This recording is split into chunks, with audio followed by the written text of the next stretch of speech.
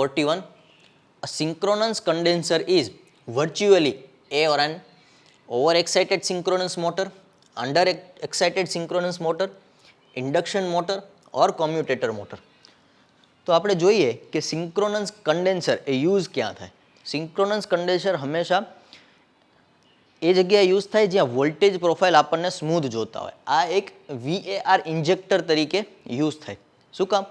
જ્યારે synchronous condenser અથવા તો સિંક્રોનસ મોટર એ ઓવર એક્સાઇટેડ મોડમાં વર્ક કરે ત્યારે એ VAR આપે સિસ્ટમને. એ સિસ્ટમ પાસેથી કોઈ VAR કન્ઝ્યુમ ના કરે, એ પોતે VAR સિસ્ટમને આપે. તો એ સમયે જ્યારે વોલ્ટેજ ડીપમાં હોય ત્યારે સિંક્રોનસ કન્ડેન્સર આપણે ઓન કરીએ જેથી એ VAR આપે સિસ્ટમને અને સિસ્ટમના વોલ્ટેજ ફરીથી સ્ટેબલ થાય.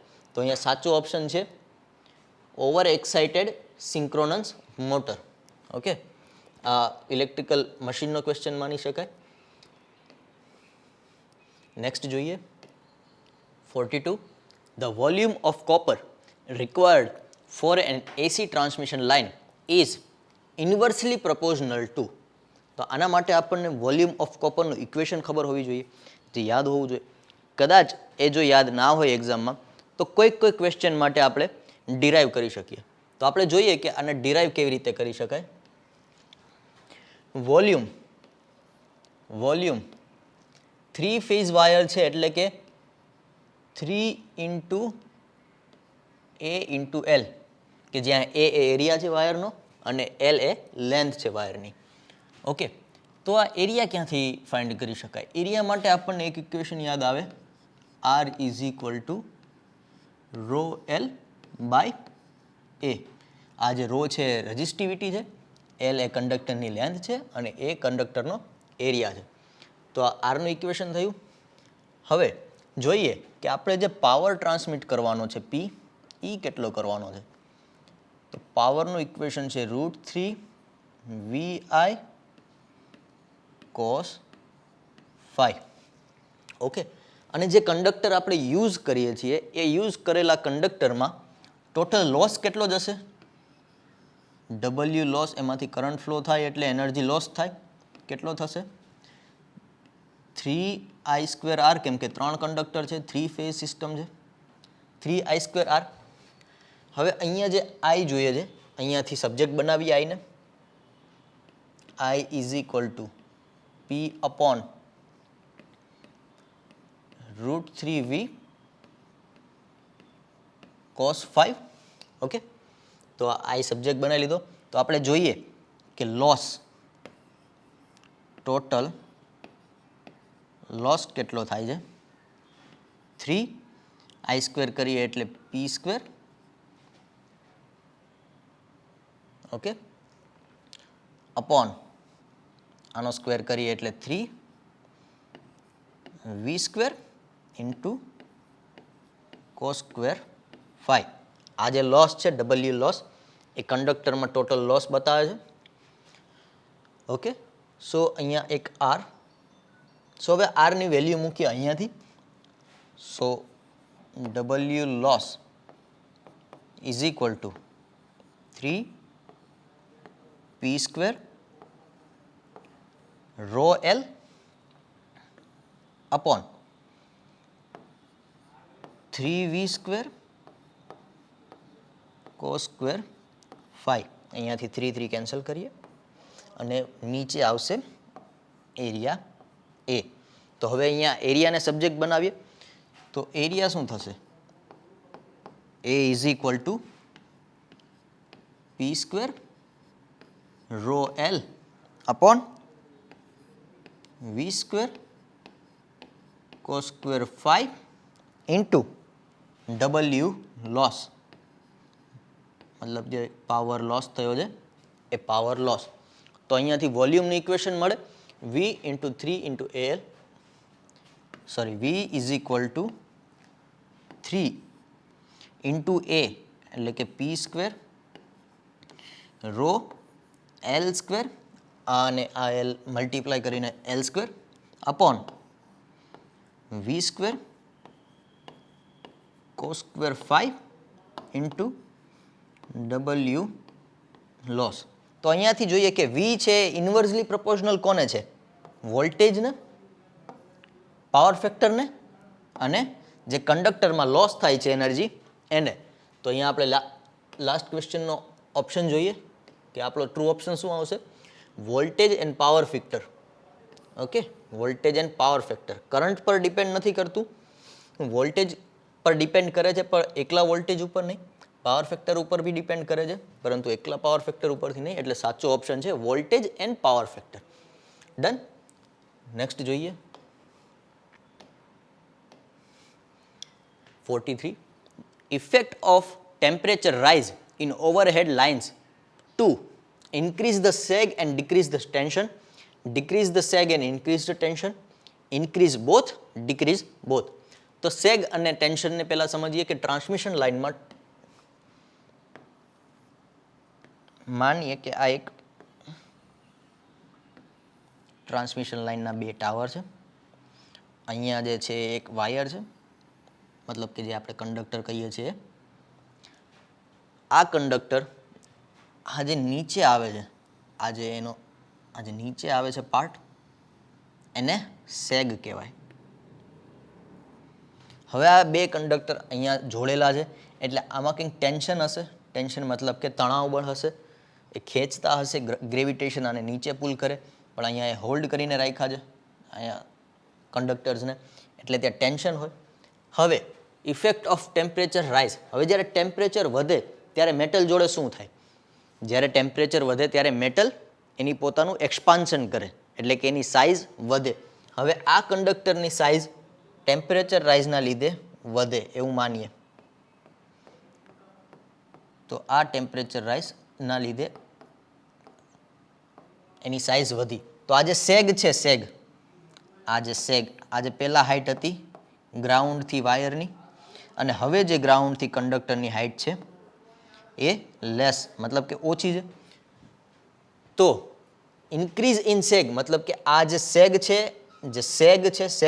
એ ઇન્ક્રીઝ થયો, અને ડિક્રીઝ ઇન ધ ટેન્શન, અહીંયાથી જે ટેન્શન છે ડિક્રીઝ થયું, કેમ કે આ થોડુંક નીચે આવી ગયું એટલે અહીંયા જે છે એ ટેન્શન ડિક્રીઝ થાય, કેમ કે હવે આના ઉપર હાઇટ ઉપર ગ્રેવિટેશન ફોર્સ લાગે એના કરતાં ઓછી હાઇટે ઓછો ગ્રેવિટેશન ફોર્સ લાગે, એટલે અહીંયા ટેન્શન થોડું કમ થયું હશે. ઓકે, તો આનો રાઈટ આન્સર છે એ. ઇન્ક્રીઝ ઇન ધ સેગ મતલબ સેગ ઇન્ક્રીઝ થાય છે, અને ડિક્રીઝ ઇન ધ ટેન્શન મતલબ અહીંયા જે હોલ્ડ કરીને રાખ્યા હોય કંડક્ટરને ઇન્સ્યુલેટરથી એ ટેન્શન ડિક્રીઝ થાય છે. ઓકે, નેક્સ્ટ જોઈએ 44.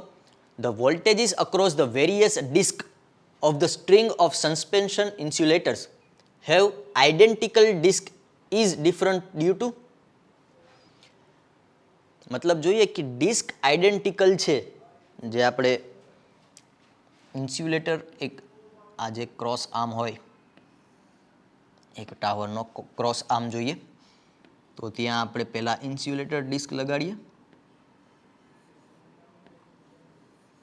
અને પછી કંડક્ટર લગાડીએ કે જે કંડક્ટર હોલ્ડ કરતો હોય, અને નીચેથી અહીંયાથી કંડક્ટર આગળ જતો હોય. તો આ જે ઇન્સ્યુલેશન ડિસ્ક છે એ આઈડેન્ટિકલ હોવા છતાં એ વેરિયસ ડિસ્ક એટલે કે ફર્સ્ટ, સેકન્ડ અને થર્ડ ડિસ્ક અક્રોસ જે વોલ્ટેજનો ડિફરન્સ આવે છે એ કયા કારણથી આવે છે એવો ક્વેશ્ચન છે. તો આનો આપણે સર્કિટ ડાયાગ્રામ દોરીએ. આપણને સર્કિટ ડાયાગ્રામ યાદ હશે કે આ જે કેપેસિટર, આ જે ઇન્સ્યુલેટર છે, ઇન્સ્યુલેશન માટેની ડિસ્ક એ કેપેસિટર ફોર્મ કરે.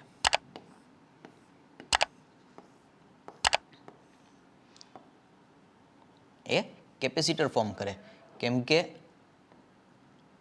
આ જે છે કન્ડક્ટિંગ જે વાયર છે એ બી પ્લેટ તરીકે વર્ક કરે, અહીંયા જે ટાવર છે એ બી કન્ડક્ટિંગ મીડિયમ તરીકે એક્ટ કરે. તો આ તો થઈ ગયું જે 3 ડિસ્ક છે એના 3 કેપેસિટર. હવે આપણે જોઈએ કે જે શન્ટ કેપેસિટન્સ કામ કરે છે, શન્ટ આ સિરીઝ કેપેસિટન્સ છે, CS, અને આ જે છે એ શન્ટ કેપેસિટન્સ છે કે જે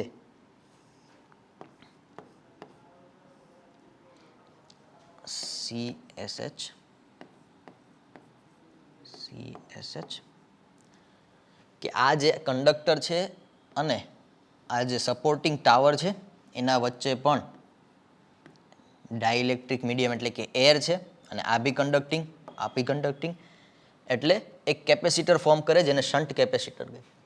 તો આ જે શન્ટ કેપેસિટર છે એના લીધે જ અહીંયા જે વોલ્ટેજ છે, જે આ 3 ડિસ્ક એક્રોસ વોલ્ટેજ આવે છે એ આ કેપેસિટર, જે આ શન્ટ કેપેસિટર છે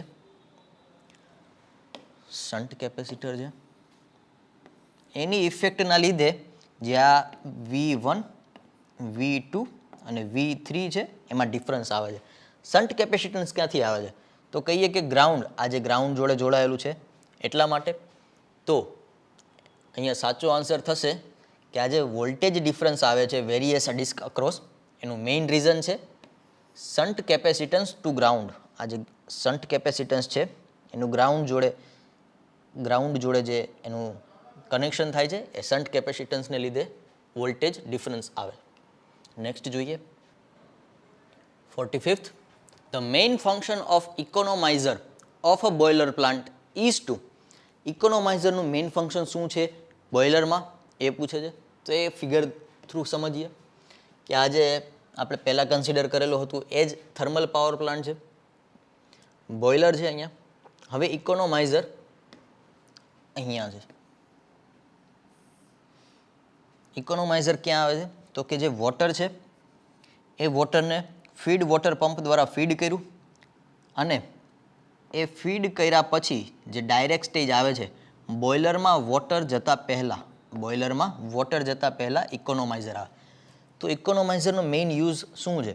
તો જે બોઇલરમાં કોલ બંધ કરીને જે ફ્લુ ગેસીસ યુઝ બનેલા છે એ ફ્લુ ગેસીસને સૌથી પહેલાં આપણે સ્ટીમનું ટેમ્પરેચર વધારવા માટે કરીએ છીએ, એટલે કે સુપર હીટર, એના માટે ફ્લુ ગેસીસ પહેલાં યુઝ કરીએ છીએ. અને પછી બી જો ફ્લુ ગેસીસમાં થોડી એનર્જી બચે તો એ એનર્જીથી જે ઇકોનોમાઇઝર છે એમાં થોડીક વાર વોટર રાખીએ કે જેમાં ફ્લુ ગેસીસની એનર્જીથી આ વોટરનું ટેમ્પરેચર ઇન્ક્રીઝ થાય. એટલે કે જો 25 ડિગ્રી એ વોટરનું ટેમ્પરેચર હોય તો ઇકોનોમાઇઝર એનું 27 અથવા તો 30 ડિગ્રી સુધી પહોંચાડે, જેથી બોઇલરમાં જ્યારે વોટર એન્ટર થાય ત્યારે એ હાઈ ડિગ્રી એટલે કે 30 ડિગ્રીવાળું એન્ટર થાય તો એને સ્ટીમ બનવામાં ઓછી એનર્જીની જરૂર પડે. બોઇલરમાં સ્ટીમ બનવા માટે ઓછી એનર્જીની જરૂર પડે. તો મેઇન યુઝ ઇકોનોમાઇઝરનો એ જ છે કે એ બોઇલરમાં જે એનર્જી કન્ઝપ્શન થાય છે સ્ટીમ બનાવવા માટે એને રિડ્યુસ કરે છે. તો આનો સાચો આન્સર આવશે એ, reduce fuel consumption in boiler. Okay, next જોઈએ 46th. The effect of corona is. Corona શું છે એ પહેલાં જાણીએ કે જ્યારે કોઈ કંડક્ટર, આ જે ઓવરહેડ લાઇનનો કંડક્ટર છે કે જ્યારે કરંટ લઈ જતો હોય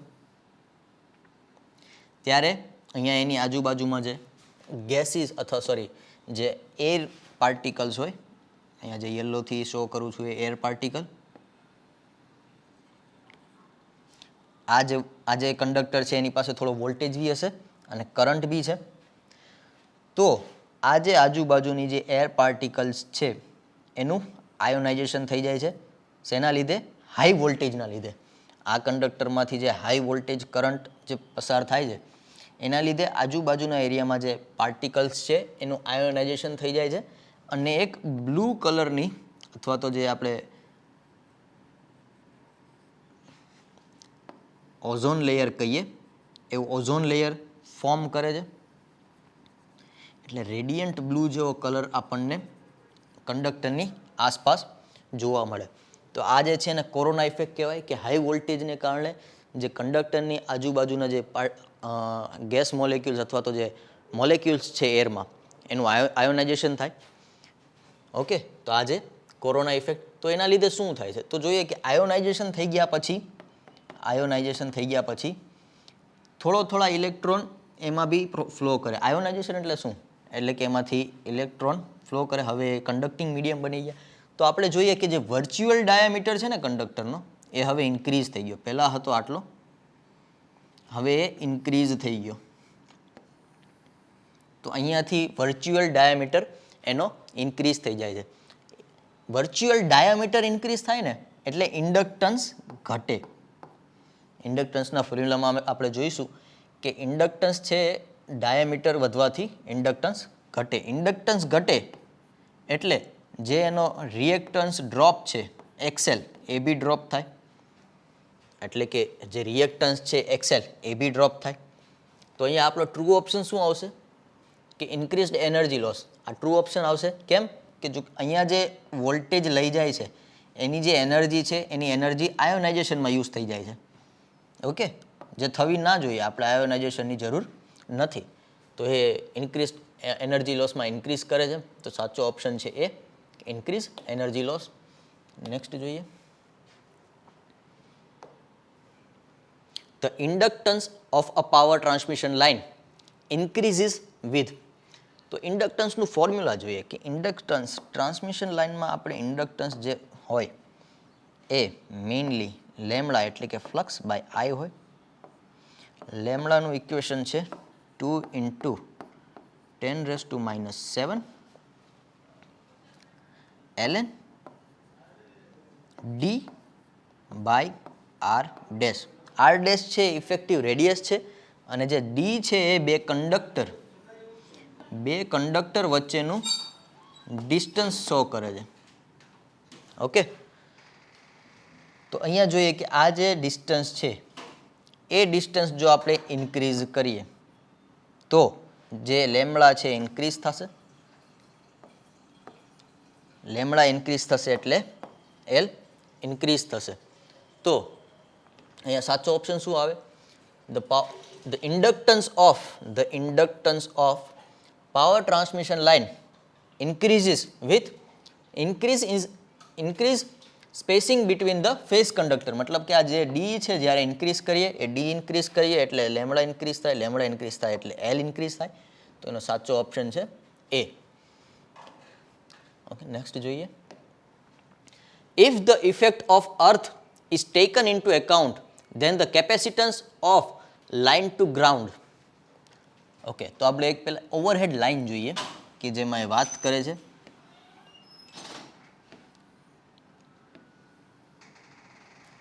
લાઇન ટુ ગ્રાઉન્ડ કીધું છે. અહીંયા એક લાઇન દોરીએ જે કંડક્ટર છે. અહીંયા જોઈએ તો આપણે અર્થને એક કંડક્ટર તરીકે માનીએ છીએ. અર્થ એક કંડક્ટર છે. અહીંયા જે વાયર છે એ બી કંડક્ટર છે અને આ બંને વચ્ચે એર છે. ઓકે, તો આ બી એક કેપેસિટર ફોર્મ કરે. બે કન્ડક્ટિંગ પ્લેટ અને એની વચ્ચે ઇન્સ્યુલેટિંગ મટીરિયલ. તો આ જે છે કેપેસિટર ફોર્મ કરે. એટલે કે જો અર્થ એને આપણે કંડક્ટર માનીએ તો આ એક કેપેસિટન્સ ફોર્મ થાય તો એનું કેપેસિટન્સ ઇન્ક્રીઝ થાય. બરાબર. તો અહીંયા if the effect of earth મતલબ કે આ અર્થની જે ઇફેક્ટ છે એને જો આપણે કાઉન્ટ કરીએ તો આ જે કેપેસિટર ફોર્મ કરે એટલે કેપેસિટન્સ ઇન્ક્રીઝ કરે લાઇન ટુ ગ્રાઉન્ડ વચ્ચે. તો અહીંયા સાચો ઓપ્શન છે એ, ઇન્ક્રીઝિસ. ઓકે, નેક્સ્ટ જોઈએ. Ferranti effect happens in the transmission line when the line is. સૌથી પહેલા ફેરેન્ટી ઇફેક્ટ જોઈએ કે જ્યારે કોઈ ટ્રાન્સમિશન લાઇન હોય એ કોઈ એસી સોર્સ જોડે જોડાયેલી હોય, મતલબ ટ્રાન્સમિશનમાં એસી સોર્સ યુઝ થાય અને અહીંયા જે રિસીવિંગ એન્ડ છે એનો જે લોડ છે એ લોડ બહુ જ લાઇટ હોય અથવા તો લોડ હોય જ નહીં. જ્યારે બહુ જ લાઇટ લોડ હોય અથવા તો લોડ હોય જ નહીં ત્યારે અહીંયાથી જે કરંટ ફ્લો થવાનો એ બહુ ઓછો કરંટ ફ્લો થવાનો. એના લીધે આ જે લાઇનનું ઇન્ડક્ટન્સ છે XL એ બી ઓછું થવાનું કેમ કે અહીંયા કરંટ ઓછો છે એટલે XL બી ઓછું આવવાનું. એ ઓછું આવે પરંતુ લાઇન છે બહુ લોંગ હોય તો એમાં કેપેસિટન્સ જનરેટ થાય. આપણે આગળ વાત કરીએ એમ જ્યારે બહુ મોટી લાઇન હોય ત્યારે એ જે લાઇનનો કંડક્ટર છે અને ગ્રાઉન્ડ વચ્ચે કેપેસિટન્સ ફોર્મ થાય અને કેપેસિટન્સ ઇન્ક્રીઝ કરે. એટલે કે અહીંયા લોંગ ટ્રાન્સમિશન લાઇન હોય તો એનું કેપેસિટન્સ ઇન્ક્રીઝ થાય. ઓકે, અને આ એક્સેલ છે એ લો છે અત્યારે. તો જ્યારે આપણે ઝેડ ફાઇન્ડ કરીએ ઝેડ, તો એ કેપેસિટિવ બની જાય. અને કેપેસિટિવ ઝેડ હોય ત્યારે રિસીવિંગ એન્ડ ઉપર જે વોલ્ટેજ હોય, અહીંયા જે સેન્ડિંગ એન્ડના વોલ્ટેજ છે અને રિસીવિંગ એન્ડના વોલ્ટેજ છે એ વધી જાય. કેમ કે અહીંયા જે કેપેસિટર છે એ કેપેસિટિવ ઇફેક્ટથી જે રિસીવિંગ એન્ડ વોલ્ટેજ છે એ વધી જાય, અને આપણે ફેરેન્ટી ઇફેક્ટ કહીએ છીએ. તો એ કઈ લાઇનમાં થાય? શોર્ટ અને લોડેડ નહીં. સૌથી પહેલી મેઇન કન્ડિશન એ હોવી જોઈએ કે લાઇટલી લોડેડ હોવી જોઈએ, અથવા તો નો લોડ, કોઈ જ લોડ કનેક્ટેડ ના હોવો જોઈએ, અથવા તો બહુ જ ઓછો લોડ કનેક્ટેડ હોય, ત્યારે જ આ ફેરેન્ટી ઇફેક્ટ આપણે લઈ શકીએ, કન્સિડર કરી શકીએ. તો લોંગ અને લોડેડ નહીં, નન. શોર્ટ એન્ડ લોડેડ નહીં, તો ટ્રુ ઓપ્શન છે લોંગ એન્ડ અનલોડેડ. લોંગ કે જેમાં કેપેસિટન્સ બી આપણે કાઉન્ટ કરીએ છીએ, અને અનલોડેડ જ બી છે. ઓકે, તો કરેક્ટ ઓપ્શન છે એ લોંગ એન્ડ અનલોડેડ. નેક્સ્ટ જોઈએ 50th. For a lossy transmission line, the characteristic impedance does not depend on. Characteristic impedance એટલે કે, તો આપણે સમજીએ કેરેક્ટરિસ્ટિક ઇમ્પિડન્સ એ ટ્રાવેલિંગ વેવને લગતો કન્સેપ્ટ છે. જ્યારે કોઈ ટ્રાવેલિંગ વેવ ટ્રાન્સમિશન લાઇનમાં ટ્રાવેલ કરે અને જો એનું રિસીવિંગ એન્ડ તરફથી કોઈ રિફ્લેક્શન ના મળવાનું હોય, ત્યારે એ જે ટ્રાવેલિંગ વેવ છે એને ટ્રાન્સમિશન લાઇનમાં જે ઇમ્પિડન્સ ફીલ થાય એને આપણે કેરેક્ટરિસ્ટિક ઇમ્પિડન્સ કહીએ. એનું ઇક્વેશન છે, એનું ઇક્વેશન આપણે રાઇટ કરીએ બ્લેકમાં. ZC is equal to under root R plus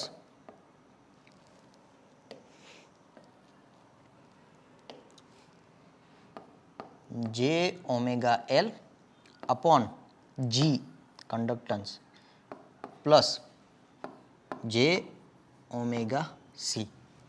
તો અહીંયા આપણે જોઈએ કે operating frequency of the conductor, મતલબ જે કંડક્ટર ઉપર જે ફ્રીક્વન્સી ઉપર કંડક્ટર વર્ક કરે છે એનાથી એલ અને સી તો ના ફરે, પણ જે ઓમેગા છે એ ફરે.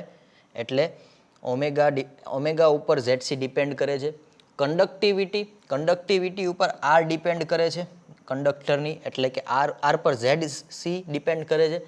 એટલે કે કંડક્ટિવિટી ઉપર પણ કેરેક્ટરિસ્ટિક ઇમ્પિડન્સ ડિપેન્ડ કરે છે. Conductivity of the dielectric separating the conductors, મતલબ કે બે કંડક્ટર્સ છે, એ જે બે વચ્ચે જે ડાઇલેક્ટ્રિક મીડિયમ છે એનું જે કંડક્ટિવિટી છે, તો હા આના પર પણ ડિપેન્ડ કરે. કેમ કે એના પરથી જે આ એલ અને સી એ બંને વેરી થાય, તો એના પર પણ ZC ડિપેન્ડ કરે. પણ આ ઇક્વેશનમાં ક્યાંય લેન્થ એટલે કે એલ આપણે નથી જોતા, તેથી આનો કરેક્ટ આન્સર છે A length of the transmission line. Next જોઈએ. Bundled conductors are employed to improve. Bundled conductor શેના માટે યુઝ થાય છે? તો જોઈએ બંડલ્ડ કંડક્ટર. આ એક સિંગલ કંડક્ટર છે,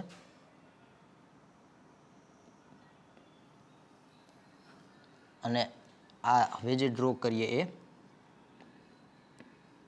બંડલ્ડ કંડક્ટર છે, કે જેમાં બહુ બધા નાના ડાયામીટર્સ વાળા કંડક્ટર્સ એક સાથે જોડી દેવામાં આવે, એને બંડલ્ડ કંડક્ટર્સ કહેવામાં આવે છે. બંડલ્ડ કંડક્ટર્સ ઘણી ટાઈપના આવે. મેઇનલી એનો યુઝ શું થાય એ આપણે જોઈએ. મેઇનલી જે આ કંડક્ટરનો જે એરિયા છે, સરફેસ એરિયા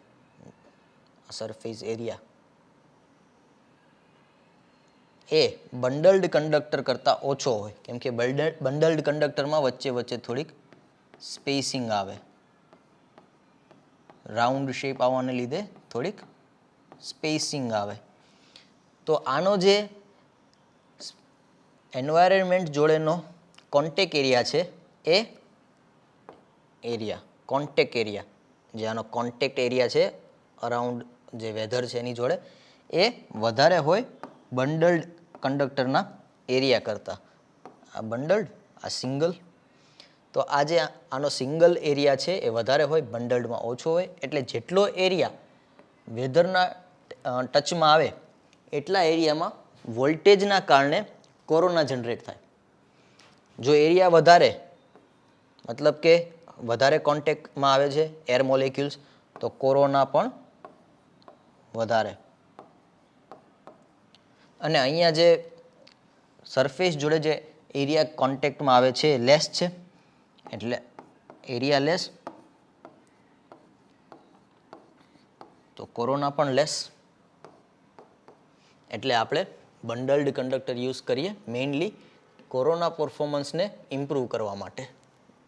ઓકે, મતલબ કે કોરોનાને રિડ્યુસ કરવા માટે. નેક્સ્ટ જોઈએ, back to back HVDC is used to. સૌથી પહેલા સમજીએ બેક ટુ બેક HVDC શું છે.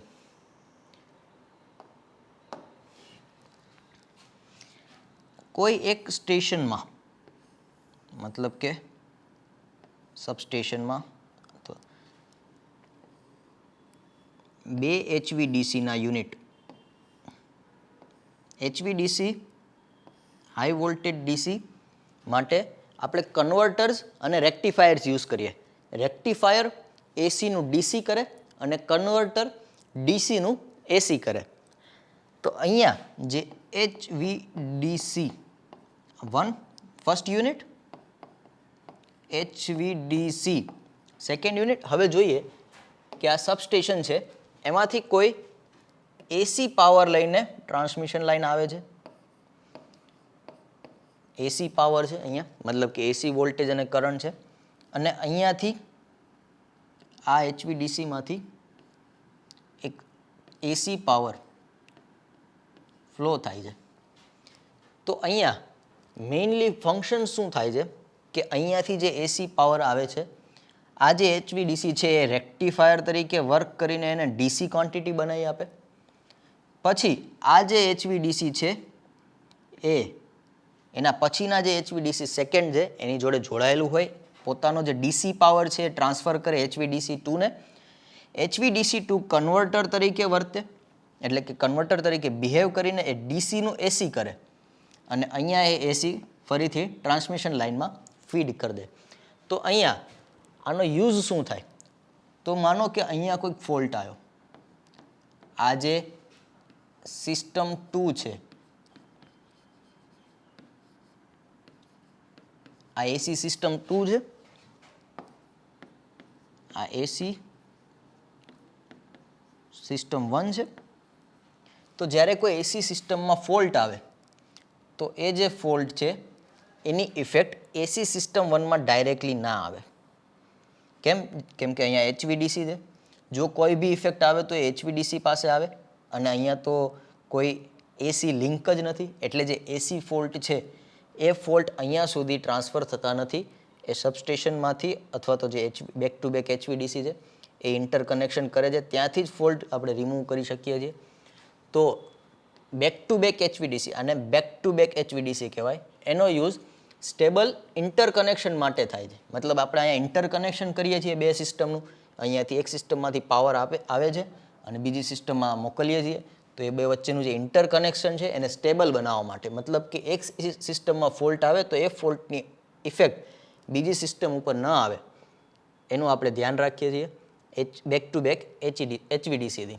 તો એનો કરેક્ટ ઓપ્શન છે એ. નેક્સ્ટ જોઈએ,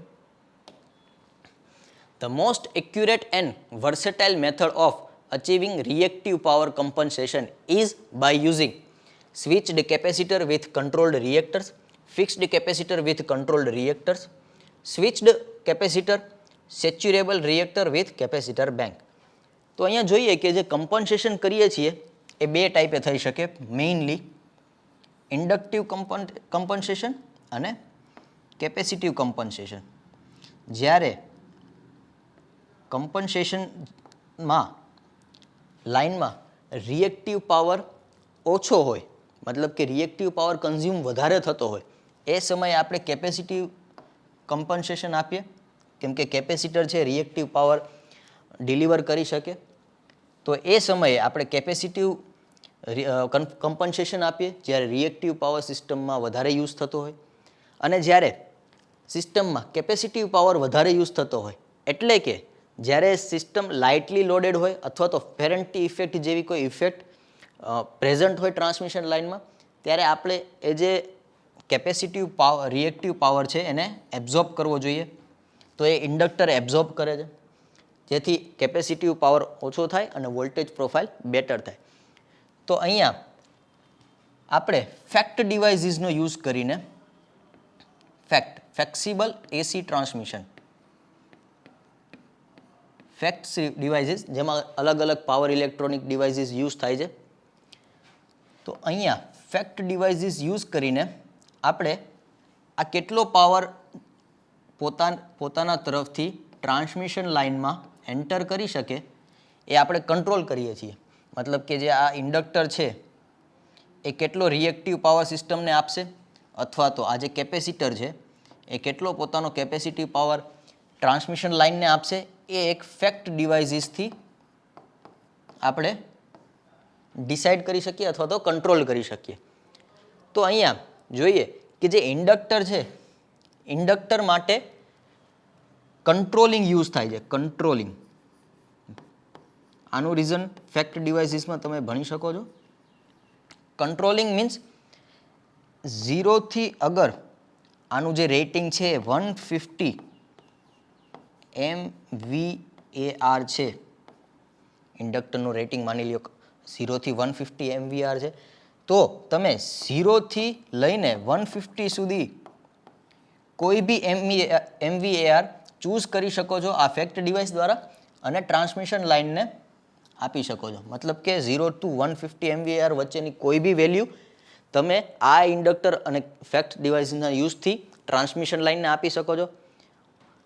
ધારો કે જે કેપેસિટર છે એનું રેટિંગ 100 MVAR છે. તો કેપેસિટર મેઇનલી સ્વિચ્ડ તરીકે યુઝ થાય. સ્વિચ્ડ મતલબ કે આ જે કેપેસિટર છે એને ફેક્ટ ડિવાઇસીસ દ્વારા કાં તો ઓન રાખી શકાય અથવા ઓફ રાખી શકાય. કંટ્રોલિંગ ઓફ કેપેસિટર થઈ શકે, પરંતુ એનાથી એક વોલ્ટેજ સ્પાઇક જનરેટ થાય જે ટ્રાન્સમિશન લાઇનમાં ટ્રાવેલ કરે અને ટ્રાન્સમિશન લાઇનના પરફોર્મન્સને રિડ્યુસ કરે અને ઇફિશિયન્સી પણ રિડ્યુસ કરે. એટલે કેપેસિટરને હંમેશા ઓન યા તો ઓફ આ બે જ સિચ્યુએશનમાં રાખવામાં આવે. એટલે કે આ જે કેપેસિટર છે એ સિસ્ટમમાં 0 MVAR આપી શકે અથવા તો 100 આપી શકે. 0 અને 100ની વચ્ચે જેમ કે 50 MVAR, તો એ કેપેસિટર 50 MVAR ના આપી શકે કેમ કે સ્વિચ્ડ તરીકે યુઝ થાય છે. સો most versatile method is switched capacitor અને કંટ્રોલ્ડ રિએક્ટર. ઓકે, તો આપણો સાચો ઓપ્શન છે સ્વિચ કેપેસિટર અને કંટ્રોલ્ડ રિએક્ટર. ઓકે, નેક્સ્ટ જોઈએ 54th. If the separation between three phases of transmission line is increased, then inductance and capacitance ઉપર જે separation એટલે કે જે ડિસ્ટન્સ છે થ્રી ફેઝ વચ્ચેનું, એનું જો એ જે ડિસ્ટન્સ છે ઇન્ક્રીઝ કરીએ તો ઇન્ડક્ટન્સ અને કેપેસિટન્સ ઉપર શું ઇફેક્ટ આવે એ પૂછે છે. તો પહેલાં તો થ્રી ફેઝ કન્ફિગ્યુરેશન દોરીએ.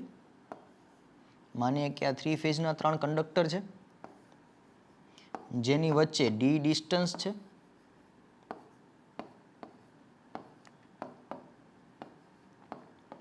સેપરેશન છે ડી છે, સિમેટ્રિકલ કન્ફિગ્યુરેશન સમજીએ છીએ.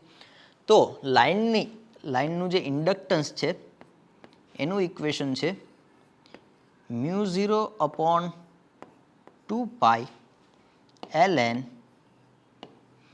GMD, એટલે કે geometrical mean distance, GMR geometrical mean radius. આ એનું જે ઇક્વેશન છે હેનરી પર, ઓકે હેનરી જ રાખીએ. ઓકે, સો આ એનું હેનરી એચ, આ એનું ઇક્વેશન છે. કેપેસિટર માટે ઇક્વેશન જોઈએ 2πε0 ln GMD એટલે કે geometrical mean distance, GMR, geometric mean radius, અને આનો થાય એક યુનિટ ફેરાડે. ઓકે, તો હવે જોઈએ કે આ જ્યારે ડી એટલે કે સ્પેસિંગ વધે ત્યારે ડી વધે, એટલે જીએમડી જે જીઓમેટ્રિકલ મીન ડિસ્ટન્સ છે એ વધે. જ્યારે સ્પેસિંગ વધે ત્યારે જીઓમેટ્રિકલ મીન ડિસ્ટન્સ વધે. આપણે અલગ લાઈનથી શો કરીએ કે જીઓમેટ્રિકલ મીન ડિસ્ટન્સ ઇન્ક્રીઝ થાય, તો એનાથી એલ ઇન્ક્રીઝ થાય. હવે જ્યારે સ્પેસિંગ વધે ત્યારે જીએમડી વધે, એટલે કે કેપેસિટન્સ ડિક્રીઝ થશે. ઓકે, તો આનો આન્સર શું આવશે? A. The inductance will increase and the capacitance will decrease. Okay, clear? Next, 55th. Feeder is designed mainly from the point of view. Feeder A distribution નેટવર્કનો એક બહુ મેઇન પાર્ટ છે. આપણે એનું એક સર્કિટ જોઈએ. ધારો કે આ સબસ્ટેશન છે કે જ્યાંથી એક લાઈન આવે છે મેઇન સ્ટેશનમાંથી. આ સબસ્ટેશન બીજા એરિયાને લાઈનમાંથી પાવર આપે છે અને આ બધી લાઈન કનેક્ટેડ છે. તો આ જે મેઇન 3 લાઇન્સ છે આ કે જે સબસ્ટેશનમાંથી આવે છે એને ફીડર કહેવામાં આવે છે. એ ફીડરમાંથી પણ એક લાઈન આવે જેને આપણે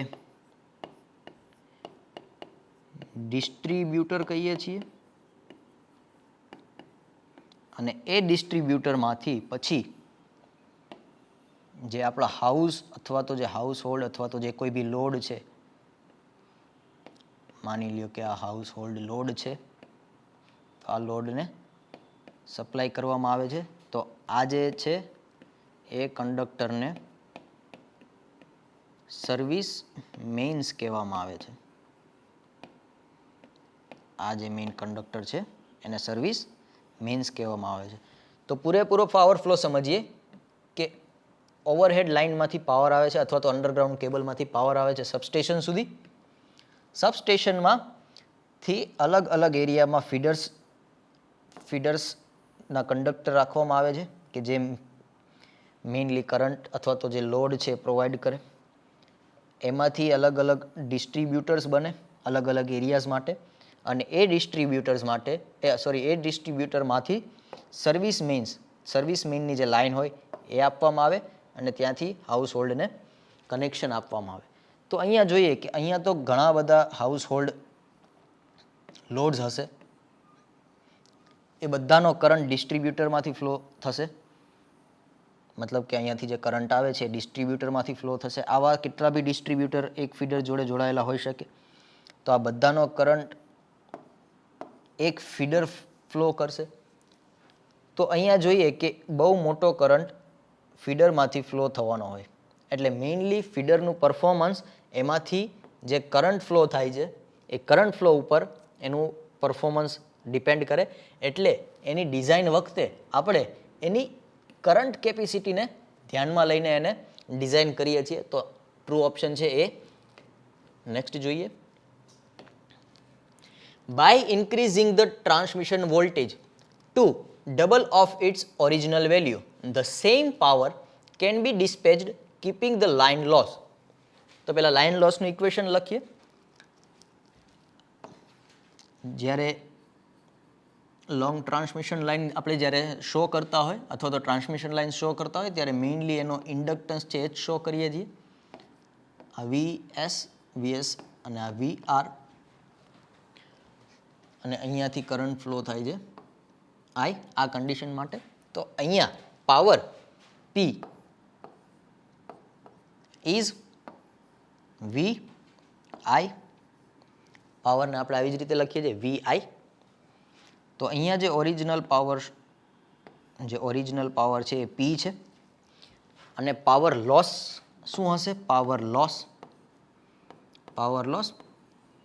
I² XL, મતલબ કે જે આ ઇન્ડક્ટરને કારણે ઇન્ડક્ટન્સ આવે છે એ XL. તો આ જે એકચ્યુઅલ પાવર છે આ, અને આ જે એકચ્યુઅલ મતલબ કે original power loss. Okay, now voltage is doubled for same power. Power same છે, વોલ્ટેજ ડબલ થઈ ગયા, તો કરંટ ચેન્જ થઈ જશે. માનીએ કે આઈ ડેશ, તો I dash is equal to P upon 2V I dash.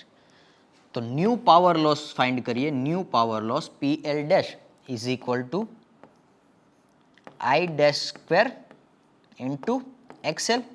XL તો ચેન્જ થશે નહીં, કેમ કે X છે લાઇનની લેન્થ ઉપર અને ફ્રીક્વન્સી ઉપર ડિપેન્ડ કરે. અહીંયા આપણે ફ્રીક્વન્સી કે લાઇનની લેન્થ તો ચેન્જ કરતા નથી, એટલે XL કોન્સ્ટન્ટ રહેશે. તો અહીંયા આપણે PL dash is equal two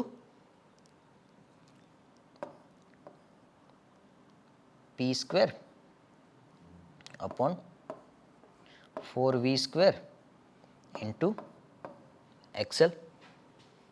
okay, તો જો અહીંયા આઈની વેલ્યુ પુટ કરીએ તો PL ઇઝ ઇક્વલ ટુ આઈની વેલ્યુ પુટ કરીએ એટલે શું આવશે?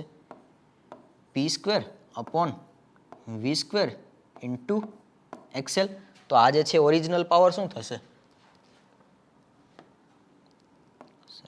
લખીએ P square by V square into XL. એ તો ઓરિજિનલ પાવર છે, તો અહીંયાથી આપણે શું લખી શકીએ? PL dash is equal to P square by V square into XL. તો ઓરિજિનલ પાવર છે P બાય 4. મતલબ કે જે નવો લાઇન લોસ છે એ ઓરિજિનલ લાઇન લોસના 4th ટાઈમ્સ છે, 1/4 ઓફ ઓરિજિનલ લોસ. ઓકે, તો અહીંયા આન્સર શું આવશે?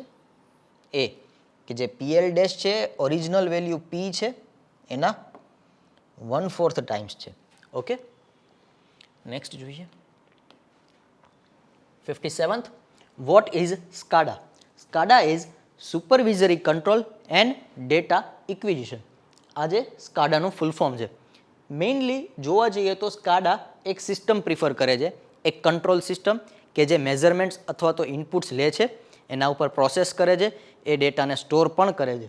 તો મેઇનલી સ્કાડા એ સિસ્ટમ કહેવાય. પરંતુ as per GETCO answer key right option છે પ્રોસેસ. સ્કાડા ઇઝ અ પ્રોસેસ. નેક્સ્ટ જોઈએ. In a transmission system, the weight of copper used is proportional to. તો weight of copper એટલે કે એનું કોપરનું વોલ્યુમ એ કેટલું છે અને કોને પ્રપોઝનલ છે એ રીતે પૂછાય. તો આની પહેલાના ક્વેશ્ચનમાં આપણે એના વોલ્યુમ માટે એક ઇક્વેશન ડિરાઈવ કરેલું હતું, જે આ ઇક્વેશન છે, જે વોલ્યુમ શો કરે છે, જે વોલ્ટેજને 1/V સ્ક્વેરના પ્રપોઝનલમાં છે. સો અહીંયા આપણો આન્સર એવી રીતે આવી શકે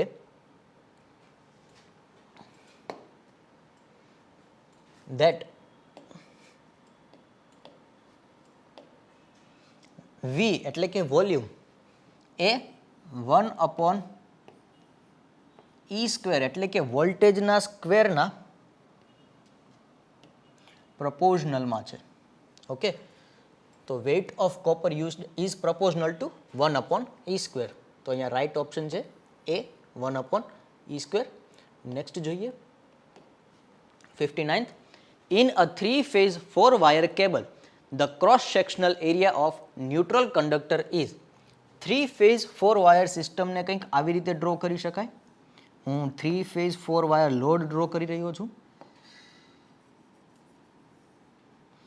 આ જે છે એ 3 ફેઝ એટલે કે આને R માનીએ, આને Y ફેઝ માનીએ અને આને B ફેઝ માનીએ. તો આ 3 ફેઝ અને 4th વાયર ન્યુટ્રલ કે જે આપણે ગ્રાઉન્ડ કરીએ. તો આ થઈ ગઈ 3 ફેઝ 4 વાયર સિસ્ટમ. ઓકે, તો આ એક થિયરિટિકલ ક્વેશ્ચન છે કે જે cross sectional area of this conductor મતલબ કે જે ન્યુટ્રલ કંડક્ટર છે એનો ક્રોસ સેક્શનલ એરિયા બાકીના ફેઝના કંડક્ટર કરતાં કેટલા ટાઈમ હોઈ શકે અથવા તો કેવી રીતે હોઈ શકે? તો એનો કરેક્ટ આન્સર છે A, equal to the area of phase conductor. But generally આપણે ડબલ કે 1.5 times area of phase conductor choose કરીએ છીએ, પરંતુ ઝટકોની આન્સર કી પ્રમાણે એ ઓપ્શન ટ્રુ ઓપ્શન છે. નેક્સ્ટ જોઈએ, the power factor of an open ended cable can be improved by. Cable એટલે કે અહીંયા અંડરગ્રાઉન્ડ કેબલની વાત કરે છે, ઓવરહેડ કેબલની નહીં. તો જે અંડરગ્રાઉન્ડ કેબલ છે એમાં કંડક્ટર ઉપર એક ઇન્સ્યુલેશન લગાડવામાં આવે. એ ઇન્સ્યુલેશનને લીધે એક શન્ટ કેપેસિટન્સ અથવા તો સીસી આપણે જે કહીએ એ કેપેસિટન્સ એ જનરેટ થાય. એ કેપેસિટન્સથી ચાર્જિંગ પાવર ઇન્ક્રીઝ થાય અને ચાર્જિંગ પાવરને લીધે એનું જે પાવર ફેક્ટર છે એ લીડિંગ તરફ વધારે મૂવ કરે. તો જે કેબલનું જે પાવર ફેક્ટર છે એને ઇમ્પ્રૂવ કરવા માટે મેઇન આપણે જો ઇન્સ્યુલેશનનો રેઝિસ્ટન્સ છે ઇન્ક્રીઝ કરીએ, ઇન્સ્યુલેશનનો રેઝિસ્ટન્સ, તો એનાથી પાવર ફેક્ટર કંટ્રોલ થઈ શકે છે. ઓકે, નેક્સ્ટ જોઈએ 61. The lead sheet of the cable may get damaged due to mechanical injury, crystallization of lead through vibrations, chemical action with impurities present in the soil when buried in earth. તો આના માટે આપણે underground કેબલનો ડિઝાઇનનો idea લઈએ.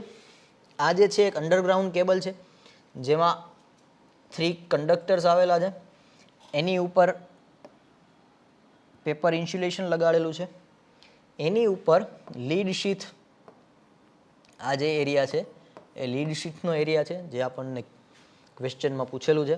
એના ઉપર છે બેડિંગ, એના ઉપર છે આર્મરિંગ અને એના ઉપર છે સર્વિંગ. તો આ એક અંડરગ્રાઉન્ડ કેબલનો ડિઝાઇન થઈ. આપણે ક્વેશ્ચનમાં જોઈએ કે જે લીડ શીથ છે, આ જે લીડ શીથ એ કઈ રીતે ડેમેજ થઈ શકે? તો લીડ એ જો વધારે વાઇબ્રેશન એક્સપિરિયન્સ કરે તો એનું ક્રિસ્ટલાઇઝેશન થઈ જાય. તો અહીંયા સી ઓપ્શન સાચો છે. એ મિકેનિકલી પણ ઇન્જર થઈ શકે.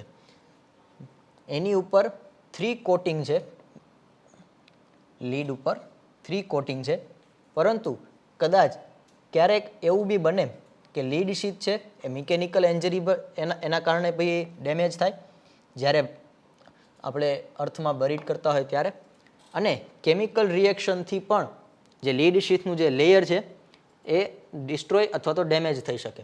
તો અહીંયા સાચો ઓપ્શન છે એ, એની વન, મતલબ કે આ 3માંથી કોઈ પણ થઈ શકે. ઓકે, નેક્સ્ટ જોઈએ, SCADA ઇઝ, આપણે જોયું એમ SCADA is supervisory control and data acquisition.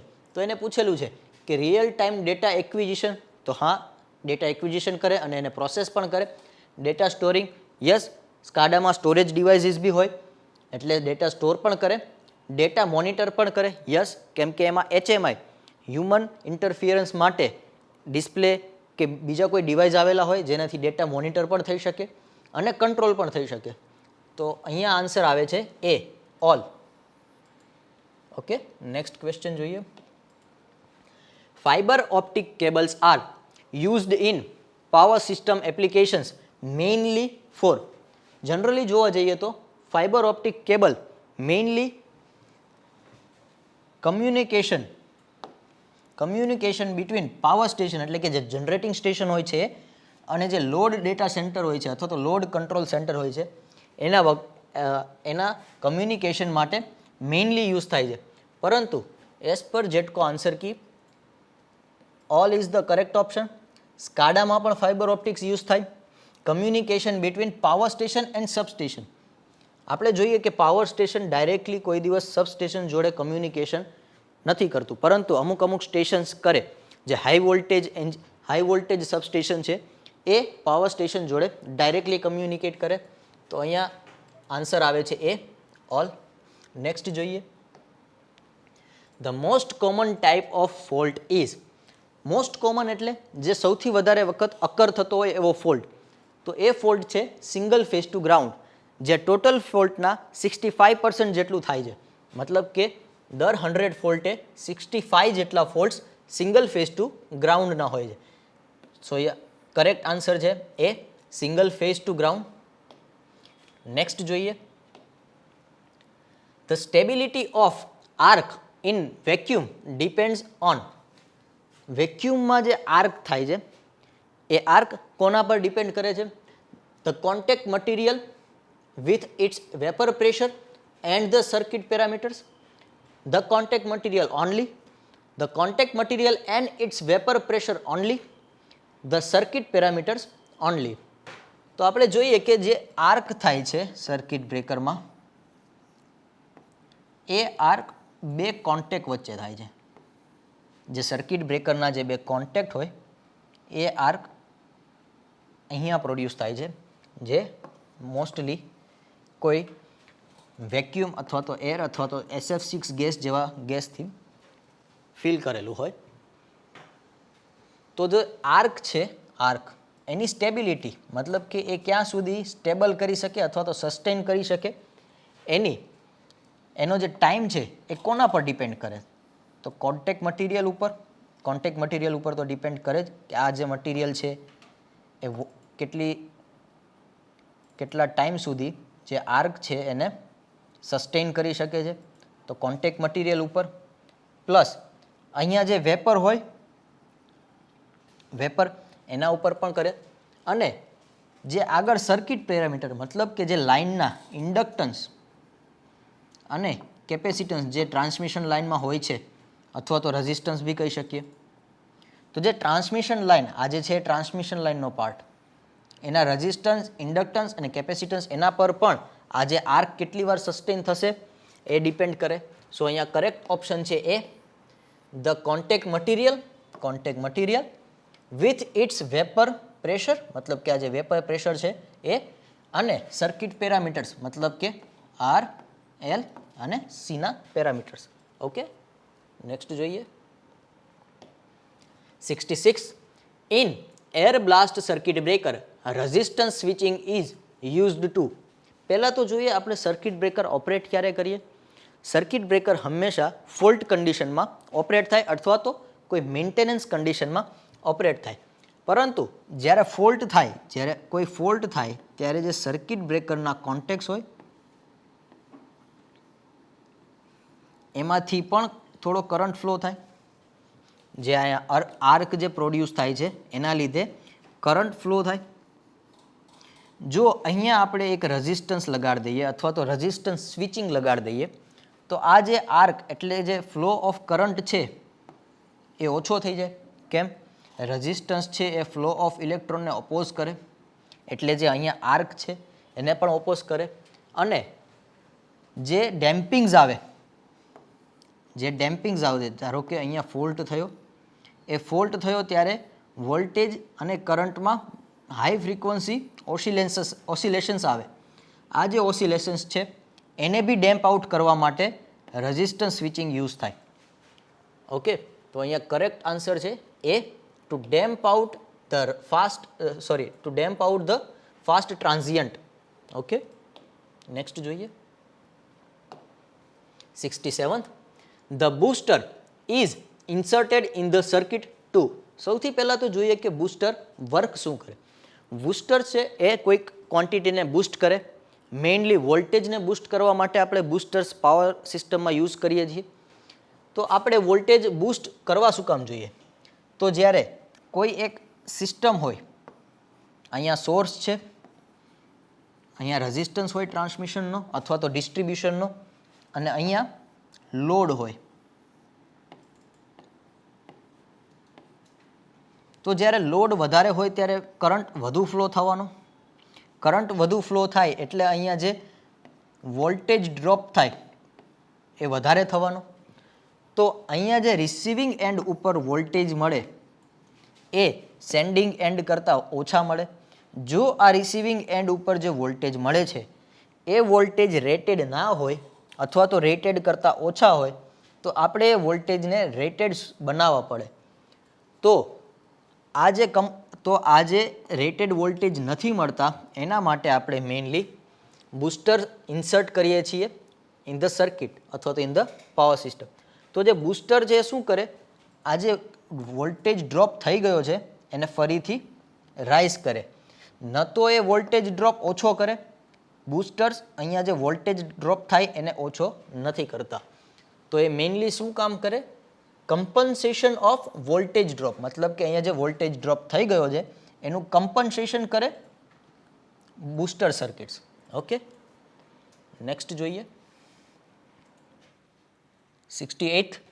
Circuit breakers usually operate under sub-transient state of short circuit current, steady short circuit current, transient state of short circuit current કે none. તો સૌથી પહેલાં જોઈએ કે transient condition છે એ કોઈક ફોલ્ટથી create થાય છે. જ્યારે કોઈ ફોલ્ટ ક્રિએટ થાય ત્યારે ટ્રાન્ઝિયન્ટ કન્ડિશન ઇન્ટ્રોડ્યુસ થાય છે. તો જ્યારે ટ્રાન્ઝિયન્ટ કન્ડિશન ઇન્ટ્રોડ્યુસ થાય એ સમયે જે ફોલ્ટ કરંટ છે, ફોલ્ટ કરંટ ફ્લો થવાનો. તો એ જે કરંટ છે એ કરંટ ખૂબ જ હાઈ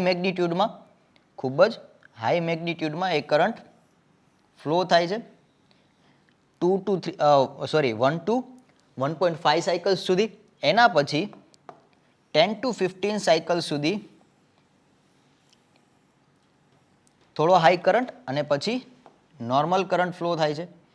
ઓકે, તો આ જે રિજિયન છે જે યલોમાં આપણે શો કરીએ કે 1 to 1.5 સાયકલ્સ જેટલું જે રિજિયન છે એ કહેવાય છે સબ ટ્રાન્ઝિયન્ટ રિજિયન.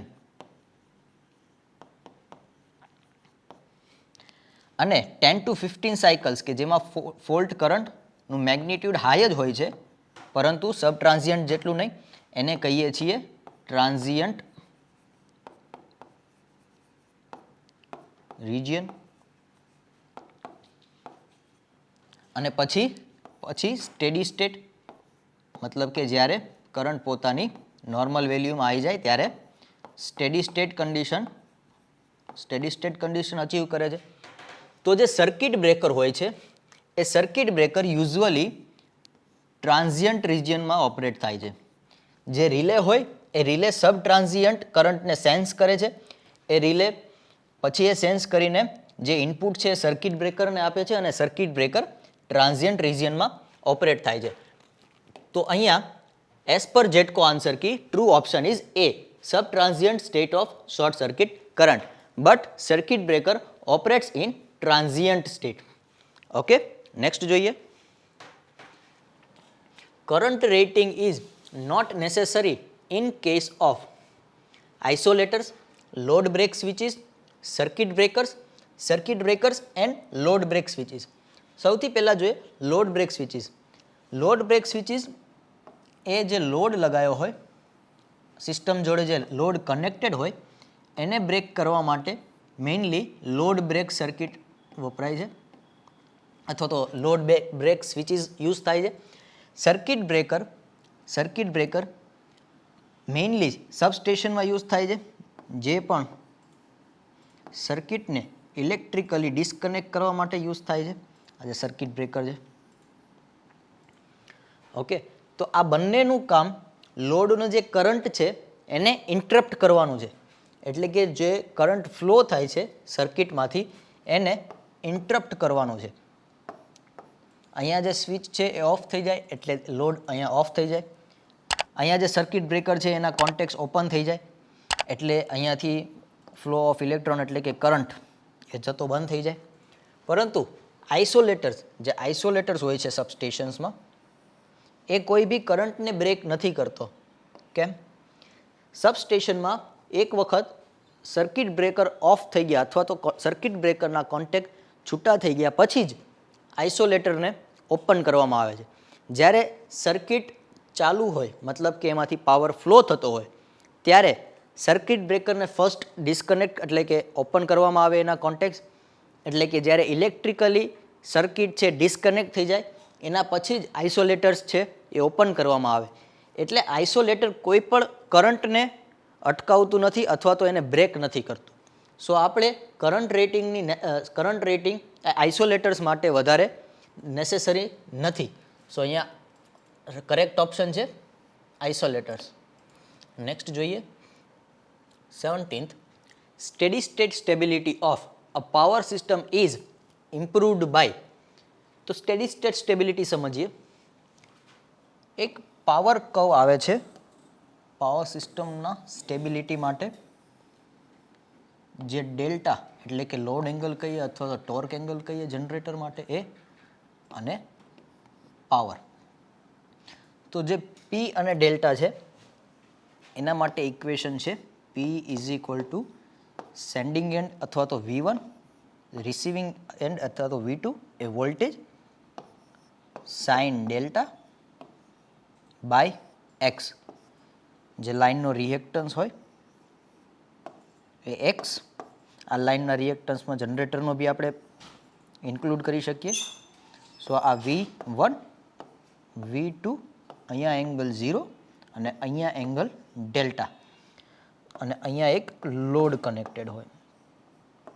ઓકે, સો આના માટે પાવરનું ઇક્વેશન છે V1, V2 sign delta upon x. તો આનો જે ડેલ્ટાના રિસ્પેક્ટમાં જે પીનો કર્વ હોય એ એક સાઇનોસોઇડલ કર્વ હોય. તો અહીંયા જે એનો મેક્સિમમ પાવર છે એ ક્યારે બને? Delta is equal to 90 degree. અહીંયા delta is equal to 90 degree કરીએ એટલે 1 V1 V2 બાય એક્સ. એનો પી મેક્સ અથવા તો પી એમ મતલબ કે મેક્સિમમ પાવર કહીએ. તો આ જે મેક્સિમમ પાવર છે એ એની સ્ટેડી સ્ટેટ સ્ટેબિલિટી શો કરે છે. હવે આ સ્ટેડી સ્ટેટ સ્ટેબિલિટીને ઇમ્પ્રૂવ કેવી રીતે કરી શકાય, એટલે કે આને વધારે કેવી રીતે કરી શકાય કે જે પીએમ જે અત્યારે મેક્સિમમ છે એના કરતાં પણ વધી શકે? તો આપણે ઓપ્શન જોઈએ કે ડિક્રીઝિંગ જનરેટર ઇનર્શિયા. તો અહીંયા કે જનરેટરનું જે ઇનર્શિયા છે એને ઇન્ક્રીઝ કે ડિક્રીઝ કરવાથી જે maximum steady state stability power છે એના પર કોઈ ડિફરન્સ નહીં આવે. સિંગલ પોલ સ્વિચિંગ એનાથી બી કોઈ ડિફરન્સ ના આવે. Reducing fault clearing time. Reducing fault clearing time એ ટ્રાન્ઝિયન્ટ સ્ટેબિલિટીને અફેક્ટ કરે, સ્ટેડી સ્ટેટ સ્ટેબિલિટીને નહીં.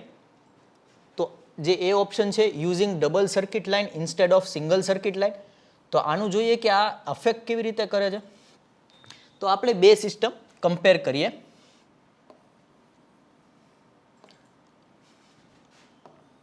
આ જે સિંગલ લાઇન ડ્રો કરી અને હવે આ ડબલ લાઇન સર્કિટ શો કરીએ.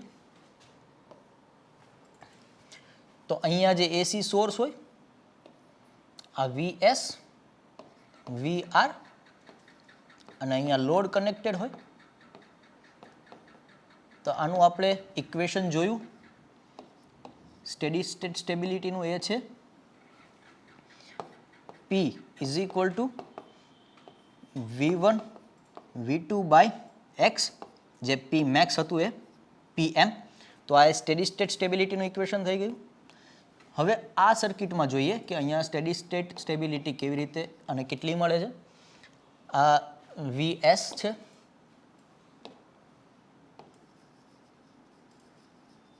સેન્ડિંગ એન્ડ વોલ્ટેજ એટલે કે VS.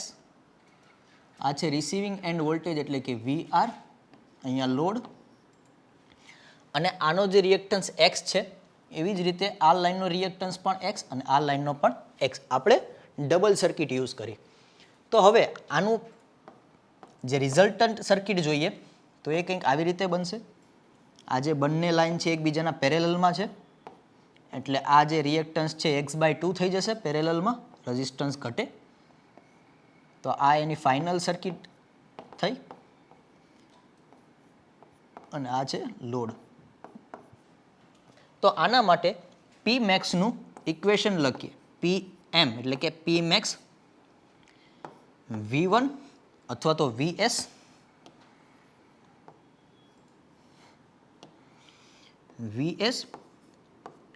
VR upon X/2. તો અલ્ટિમેટલી આ બનશે 2 VS VR by X PM dash. Dash માનીએ તો અહીંયા આપણે જોઈએ કે જે આ પીએમ ડેશ છે એ 2 ટાઈમ્સ ઓફ પીએમ છે. મતલબ કે જે મેક્સિમમ પાવર હતો એ જ્યારે ડબલ સર્કિટ યુઝ કરીએ ત્યારે એ 2 ટાઈમ્સ મતલબ કે આ જે લેન્થ છે એ 2 pm મતલબ કે 2 ટાઈમ્સ ઓફ નોર્મલ પાવર અથવા તો અર્લિયર પાવર. તો આ જે સ્ટેડી સ્ટેટ સ્ટેબિલિટીનો જે પાવર છે એ વધી ગયો, મતલબ કે સ્ટેડી સ્ટેટ સ્ટેબિલિટી એ ઇન્ક્રીઝ થઈ. તો એનો સાચો આન્સર છે A using double circuit line. એનું એક્સપ્લેનેશન આ સ્લાઇડમાં છે. તો હવે નેક્સ્ટ જોઈએ 71th. The draught which a chimney produce is called. તો સૌથી પહેલાં જોઈએ કે આ ક્વેશ્ચન છે ક્યાંથી. આ ક્વેશ્ચન થર્મલ પાવર પ્લાન્ટમાંથી છે. અને ડ્રોફ એટલે શું એ આપણે હવે ટેકનિકલી સમજીએ એની ડેફિનેશન અને તેના યુઝ દ્વારા. Okay, the draught is one of the most essential system of thermal power plant. આ જે છે ડ્રોફ એક ટેકનિકલ સિસ્ટમ છે અથવા તો ફિઝિકલ સિસ્ટમ બી કહી શકાય, જે એકચ્યુઅલમાં નથી હોતી પરંતુ જે બેઝિક ફિઝિક્સના રૂલને ફોલો કરે છે. એ આ એક ટર્મ છે. Which supplies required quantity of air for combustion. જ્યારે કોઈ વસ્તુનું અથવા તો કોઈ લિક્વિડનું કમ્બશન કરવું હોય ત્યારે ઓક્સિજનની જરૂર પડે, એટલે કે એરની જરૂર પડે. તો આ જે ડ્રાફ્ટ જે ટર્મ છે એ required quantity of air combustion માટે એ સપ્લાય કરે અને removes the burnt products from the system. મતલબ અગર બોઇલરમાં જે બર્ન્ટ થયેલા જે એસિસ અથવા તો જે કોલ બર્ન થયા પછી જે ફ્લુ ગેસીસ કે જે વધે છે એને રિમૂવ કરે છે. આ જે ટર્મ છે એ આ એક પ્રોસેસ છે પૂરી. To move the air through the fuel bed and to produce a flow of hot gases. Coal બંધ થઈ ગયા પછી જે હોટ ગેસીસ પ્રોડ્યુસ થાય થ્રુ ધ બોઇલર્સ, મતલબ કે એ જે બંધ થયેલા ગેસીસ છે એને બોઇલર, ઇકોનોમાઇઝર, પ્રીહીટર અને ચીમની આ બધામાંથી પાસ કરવા માટે એક ડિફરન્સ જોઈએ. કોનો? પ્રેશરનો ડિફરન્સ જોઈએ. મતલબ કે હોટ એરને આ સિસ્ટમમાંથી રિમૂવ કરવા માટે એક ડિફરન્સ ઓફ પ્રેશર જોઈએ, જેથી હાઈ પ્રેશરથી લો પ્રેશર તરફ જે ફ્લુ ગેસીસ છે એ ફ્લો કરી શકે. ધીસ ડિફરન્સ, આ જે પ્રેશરનું ડિફરન્સ છે, this difference two maintaining the constant flow of air. આ જે ડિફરન્સ ઓફ પ્રેશર છે એ મેન્ટેન કરે છે એર ફ્લોને. And discharging the gases through the chimney. મતલબ જે ચીમની છે એ ચીમનીમાંથી એ ગેસને રિલીઝ કરે છે ટુ એટમોસ્ફિયર, એટલે કે વેધરમાં અથવા તો એટમોસ્ફિયરમાં. Is known as draught. મતલબ જે આ ડિફરન્સ ઓફ પ્રેશર છે એ ડ્રોફ છે. સો હવે તમને ક્લિયર હશે કે ડ્રોફ શું છે. હવે ડ્રોફના મલ્ટિપલ ટાઈપ્સ છે, નેચરલ, ફોર્સ્ડ, એવા ઘણા બધા ટાઈપ છે. પરંતુ જે ચીમની થ્રુ પ્રોડ્યુસ થાય છે ડ્રોફ, મતલબ કે જે પ્રેશર ડિફરન્સ ચીમનીથી પ્રોડ્યુસ થાય છે એને આપણે નેચરલ ડ્રોફ કહીએ છીએ. Natural draught. ઓકે, તો આનો સાચો આન્સર છે એ નેચરલ ડ્રોફ. આ પણ ડ્રોફના અલગ અલગ ટાઈપ છે, ફોર્સ્ડ, બેલેન્સ્ડ. એમાંથી ચીમની પ્રોડ્યુસ કરે છે નેચરલ ડ્રોફ. ઓકે, નેક્સ્ટ જોઈએ 72. Diversity factor is always more than unity, less than unity, equal to unity, more than 20. તો સૌથી પહેલાં સમજીએ ડાયવર્સિટી ફેક્ટર શું છે. ડાયવર્સિટી ફેક્ટર ફીડર્સ માટે પણ યુઝ થાય, સબસ્ટેશન માટે પણ યુઝ થાય અને જનરેટિંગ સ્ટેશન માટે પણ યુઝ થઈ શકે. તો આપણે ટેકનિકલી સમજીએ કે ડાયવર્સિટી ફેક્ટર એટલે શું. આપણે સબસ્ટેશનનું ઉદાહરણ લઈએ એઝ એક્ઝામ્પલ, કે આ એક સબસ્ટેશન છે જેની જોડે ઇન્ડસ્ટ્રીયલ લોડ પણ જોડાયેલો છે, મતલબ કે એને પાવર આપે છે. આ જ સબસ્ટેશન એગ્રીકલ્ચર લોડને પણ પાવર આપે છે. આ જ સબસ્ટેશન ઓફિસ અથવા તો જે એડમિનિસ્ટ્રેટિવ વર્ક્સ હોય એને પણ પાવર આપે છે, મતલબ ઓફિસીસ એ બધાને. અને આ જ જે સબસ્ટેશન છે એ હાઉસ એટલે કે હાઉસ હોલ્ડ જે લોડ હોય એને પણ પાવર આપે છે.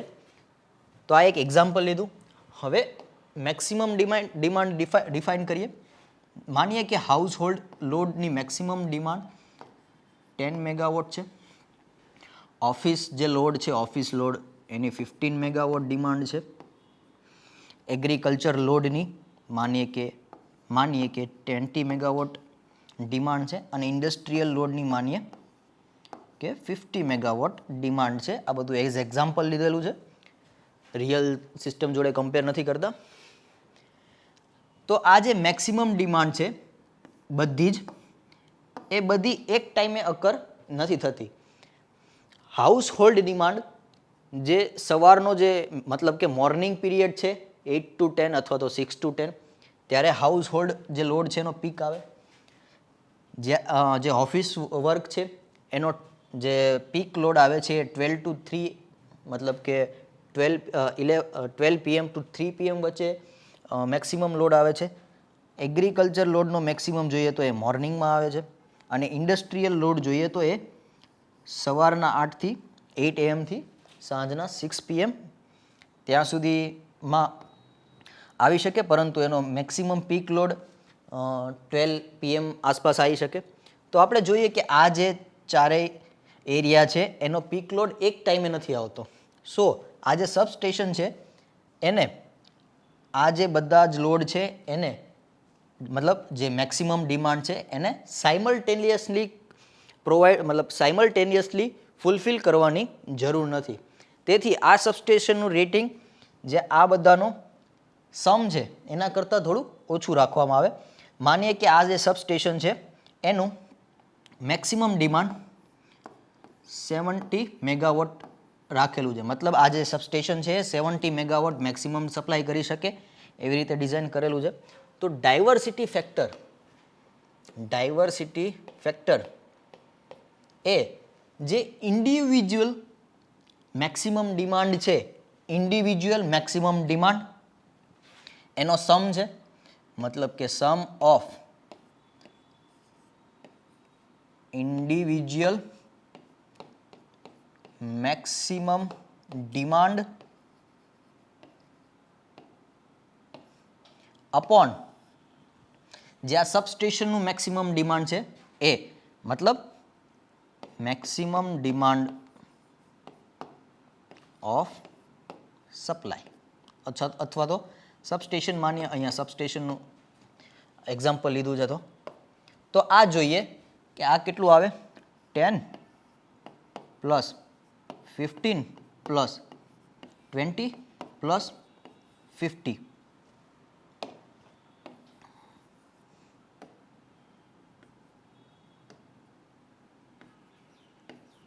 divided by 70.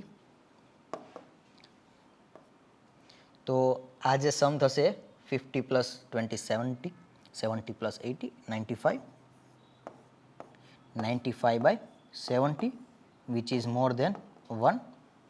ઓકે, તો અહીંયા આપણે સમજ્યા ડાયવર્સિટી ફેક્ટરનો કન્સેપ્ટ, અને ઓલવેઝ મોર દેન 1 હોય. વર્સ્ટ કેસમાં ઇક્વલ ટુ 1 હોય. ઇક્વલ ટુ 1 મતલબ કે 95 છે તો આને બી આપણે 95 રાખીએ. જો કે એનો યુઝ નહીં થાય. જો અહીંયા મેક્સિમમ ડિમાન્ડ 95 રાખીએ મતલબ સબસ્ટેશનની ડિઝાઇન કરીએ 95 મેગાવોટથી, તો એ જે એરિયા છે મતલબ જે એરિયા સબસ્ટેશનનો જેટલા એરિયામાં પાવર આપે છે એનું મેક્સિમમ ડિમાન્ડ આવશે જ નહીં. કેમ કે જ્યારે આ મેક્સિમમ અથવા તો પીક ઉપર હોય છે ત્યારે હાઉસ હોલ્ડ નથી હોતો, અથવા તો જ્યારે હાઉસ હોલ્ડ હોય છે ત્યારે એગ્રીકલ્ચર લોડ પોતાના પીક ડિમાન્ડ ઉપર નથી હોતો, અથવા તો ઓફિસ હોય ત્યારે હાઉસ નથી હોતો. ઓકે, તો કોઈ દિવસ એની મેક્સિમમ ડિમાન્ડ સબસ્ટેશનની મેક્સિમમ ડિમાન્ડ 95 સુધી નહીં પહોંચે. સો ઇક્વલ ટુ 1 બહુ વર્સ્ટ કેસમાં થાય. ઓકે, સો જનરલી ડાયવર્સિટી ફેક્ટર એ મોર દેન 1 એટલે કે મોર દેન યુનિટી રહે છે. તો અહીંયા ટ્રુ ઓપ્શન છે એ મોર દેન યુનિટી. નેક્સ્ટ જોઈએ, for an overhead line surge impedance is taken as. Surge impedance ZS એ કેરેક્ટરિસ્ટિક્સ ઇમ્પિડન્સ જ છે. તો અહીંયા એક થિયરિટિકલ ક્વેશ્ચન આપણે પાવર સિસ્ટમમાંથી આવે છે કે ઓવરહેડ લાઇનનો સર્જ ઇમ્પિડન્સ કેટલો હોય. જનરલી 200 to 400 જેટલી રેન્જમાં 200 to 400 ઓહમ.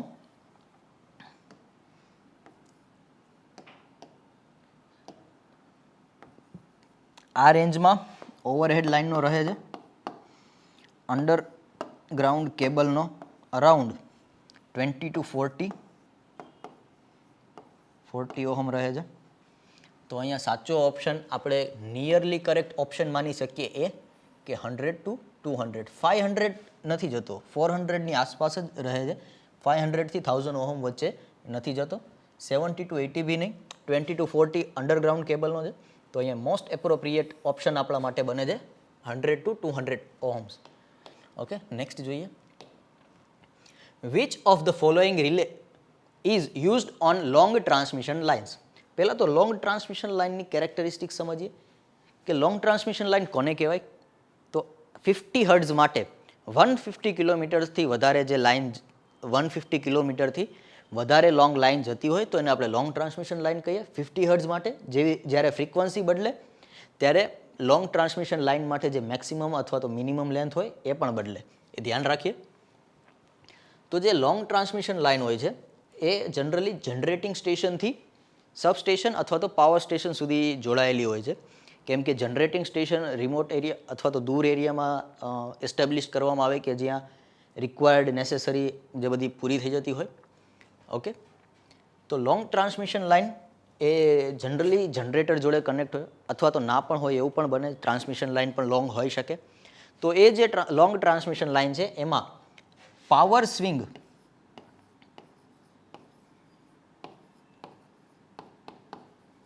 સ્વિંગ નામની ફિનોમિના અકર થાય છે. એ આપણે પાવર સિસ્ટમમાં ડિટેલમાં ભણીએ કે પાવર સ્વિંગ એટલે શું. આ જે પાવર સ્વિંગ છે એની ઇફેક્ટ શું આવે? એની ઇફેક્ટ એ આવે કે જે ઝેડ છે ટ્રાન્સમિશન લાઇનનો એ બહુ વેરી થાય. ટ્રાન્સમિશન લાઇનનો ઝેડ છે એ બહુ વેરી થાય, એટલે કે જે ઇમ્પિડાન્સ રિલે એનો જે સેટિંગ માટેનો જે ઇમ્પિડાન્સ જે મતલબ કે જે સેટિંગ ઉપર રિલે ઓપરેટ કરવી જોઈએ એ જે છે ZS એ આ પાવર સ્વિંગથી અફેક્ટ થાય છે, એટલે કે ઇન્ક્રીઝ કે ડિક્રીઝ થાય છે. સો જો ઇમ્પિડન્સ રિલે રાખવામાં આવે અથવા તો કોઈ બી રિલે રાખવામાં આવે તો આ જે પાવર સ્વિંગ છે એ ફિનોમિનાને એ ફોલ્ટ તરીકે કન્સિડર કરે. જ્યારે પાવર સ્વિંગ એ ફોલ્ટ નથી, લોંગ ટ્રાન્સમિશન લાઇનમાં નોર્મલ વસ્તુ છે કે પાવર સ્વિંગ આવે તો આ પાવર સ્વિંગને સસ્ટેન કરે એવી રિલે આપણે જોઈએ. મતલબ કે આ જે પાવર સ્વિંગ છે એને ફોલ્ટ ના ગણીને એને નોર્મલ કન્ડિશન ગણે. તો આ જે પાવર સ્વિંગને નોર્મલ કન્ડિશન ગણે એવી એક રિલે છે મોહો રિલે. એટલે આપણે લોંગ ટ્રાન્સમિશન લાઇનમાં મોહો રિલે યુઝ કરીએ છીએ કે જે પાવર સ્વિંગને સસ્ટેન કરી શકે છે. ઓકે, નેક્સ્ટ જોઈએ. 75th, power system stability is least affected by. Power system stability આપણે જોઈ કે જે પાવર સ્ટેબિલિટીનો જે કર્વ હતો ડેલ્ટા અને પી વચ્ચે, તો એ કર્વમાં રિએક્ટન્સ ઓફ જનરેટર એ અફેક્ટ કરતો હતો. ઇનપુટ ટોર્ક કઈ રીતે અફેક્ટ કરે? ઇનપુટ ટોર્ક એટલે કે જે જનરેટરનું ટોર્ક છે જે ટર્બાઇનમાંથી આવે છે, એટલે કે જે જનરેટરનો પાવર છે એ બી પાવર સિસ્ટમ સ્ટેબિલિટીને અફેક્ટ કરે. રિએક્ટન્સ ઓફ ટ્રાન્સમિશન લાઇન પણ પાવરના ફોર્મ્યુલામાં હતો VS VR by X sine delta. તો રિએક્ટન્સ બી ટ્રાન્સમિશન લાઇનનો અને જનરેટરનો બંનેનો રિએક્ટન્સ પાવર સિસ્ટમ સ્ટેબિલિટીને અફેક્ટ કરે. લીસ્ટ અફેક્ટેડ બાય લોસીસ છે. જે પાવર સિસ્ટમમાં લોસીસ થાય છે એનાથી એ લીસ્ટ અફેક્ટેડ છે, મતલબ કે એનાથી બહુ વધારે અફેક્ટ પાવર સિસ્ટમ સ્ટેબિલિટીને થતી નથી. તો અહીંયા ટ્રુ ઓપ્શન એ છે. નેક્સ્ટ જોઈએ. The charging current in the cables leads the voltage by 90 degree, leads the voltage by 180 degree, lags the voltage by 90 degree, lags the voltage by 180 degree. તો underground cable જોઈએ કે જે underground cable હોય એ underground cable અર્થમાં buried કરેલો હોય, મતલબ કે એને અર્થની નીચે રાખેલો હોય એટલે જેને અંડરગ્રાઉન્ડ કહેવાય. કે ગ્રાઉન્ડ છે એનાથી અંદર રાખેલો હોય. હવે અહીંયા અંડરગ્રાઉન્ડ કેબલ માટે જે ઇન્ડક્ટન્સ છે એલ એ ઓછો હોય. જો આપણે ઓવરહેડ લાઇન લઈએ અને સેમ લેન્થની અંડરગ્રાઉન્ડ કેબલ લઈએ તો એનો ઇન્ડક્ટન્સ એલ ઓછો હોય અને કેપેસિટન્સ વધારે હોય.